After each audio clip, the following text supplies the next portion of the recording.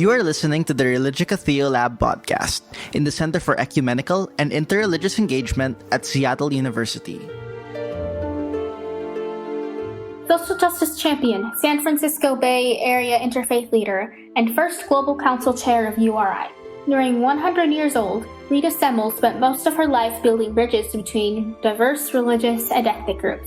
Rita is a leading voice in rallying people against discrimination in San Francisco and around the world. Today we draw on her experiences of a lifetime. Take a listen.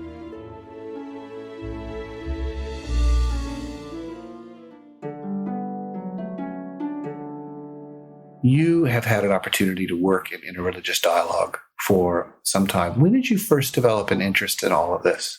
If I go back to World War II, I was married in 1942, and my husband was an infantry officer, and I traveled with him before he went overseas. He landed on Omaha Beach on D-Day +3. But before that, he was stationed in various places in the American South. This is 1942, 43, 44. And we were in Alabama and northern Florida and Mississippi before I left for overseas. And up until that time, I was 20 when I was married. Up until that time, I'd lived only in New York and San Francisco. So the South was a complete eye-opener for me at that time. And the first time that I saw bathrooms marked colored and white, I couldn't believe my eyes. And so that was another college education. And then traveling with him in the Army and seeing the different people from different places, having to learn to get along with each other, was also an eye-opener. And when he went overseas, I came back to San Francisco, and I got a job as a copy boy on the Chronicle. And I had to sign a statement which said, I have taken the job of a man who was in the service, and when he comes back, I will give up my job. You had to sign that. Can you imagine that? I can't today? imagine today. Yeah. And that was expected. That was expected. Anyway, working first as a copy boy and then as a reporter, I learned a great deal about city government, about how the city ran and what was going on. And I found that I didn't want to stop working when my husband came home. I know in 1945, women were not supposed to work; they were supposed to stay home. And he came back from the service, and he landed on Omaha Beach, as I said, on D-Day +3. He was pinned down before the breakout at St. Lo for a number of weeks. And I'm sure he had a number of friends who did not survive that. Yeah, but he was wounded, spent a number of months in the hospital, but he did come home, for which I was eternally grateful. Absolutely.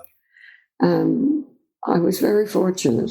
I had a husband who understood that I didn't want to stay home, that I wanted to do work, and it was fine.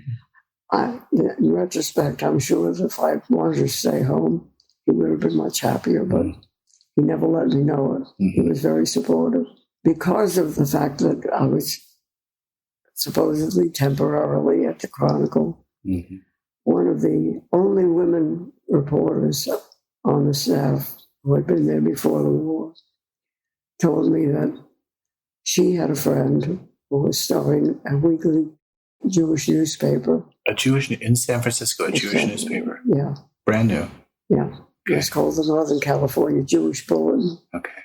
And he had been the managing editor of another newspaper in town. And he was looking for an associate editor, and she recommended me. And she said, you've done very well, and maybe they'll keep you. But if they do, you'll go back to working nights and weekends. Your husband's coming home. And so he offered me the job, and it was 9 to 5. And so I continued to work there until I had my first child. What year was that? 1950. And then I did freelance public relations for a number of years. And doing that, I got to meet all kinds of different people. I did freelance for United Way for a while. And I did for various other organizations. It was the time when Israel was about to come into being. There was a lot of concern about that. And I worked on that for America Israel Public Affairs Committee. And I did various other things. And I finally ended up with at the Jewish Community Relations Council. And I was there for a number of years. I ended up as the executive director. Oh, you were? Yeah. Okay. And when I retired, and as the director of that, I was involved with all kinds of other organizations. I guess you just call me a busybody. Well, I mean, you met all these people. Yeah. I see the pattern of meeting people and being curious about who they are, but not being a bystander in life. No. Right? Really being engaged in your career. Yeah. There's a basic tenet of Judaism called Tikkun Olam, repair the world. And you take that seriously. I take it very seriously. And what I've found, interestingly enough, over the years working with people of other religions, in fact, I had this conversation with the current Episcopal Bishop, Mark Andrus, and we both ended up by saying that if you boil down every religion to its essence, it's all about repairing the world. Judaism has found a way to say that in very clear terms in Tikkun Olam, and you can build a whole life by it, can't you? Mm-hmm. Is that what you did? Is that what you've... Oh, I believe in that. Yeah, absolutely. I believe that's what we're here to do. You know, we have a number who will listen to this and ask questions like, what are the values that should shape my life? What are the values or virtues that should shape one's life today? When you answer well, that, I guess I learned it from my parents. I grew up during the Depression. We lived in New York, but no matter how little we had, my parents felt that we had to do something for other people. Mm-hmm. So I learned it at my parents' knees. That was the way it was. You just couldn't do for yourself. Mm-hmm. You had to do for other people. One of the things we're working on in the university and what we see in society today is also the rise of hate groups, anti-Semitism. Some of this may feel a little bit like it did in the early 30s. Mm-hmm. I mean, what's your thinking on what's happening to us right now? Well, I think the feelings were there all the time. Mm-hmm. Unfortunately, we have someone in the White House whose actions have given people permission, I think.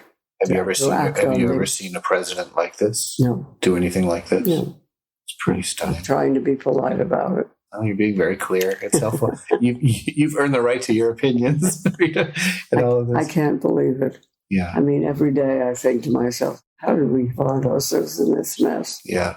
So he's given some permission, and then... Well, because he has no filter. Mm-hmm. What's on his tongue is on his mouth, is on his tongue, and comes out. Mm-hmm. And, I mean, we could see it in Charlottesville. Mm-hmm. That was the first indication, I think. And in Pittsburgh, good people more on recently. both sides. Yeah. I mean, imagine saying that. Good people on both sides. When you're dealing with hate groups and those who are inciting violence. And what do you think of when you're advising youth about the kinds of values that should shape their lives today? I hear you saying, well, curiosity about others goes a long way. Well, and I think if you give yourself the opportunity, you find you have more in common than you think. My life has been so enriched by all the people that I've met.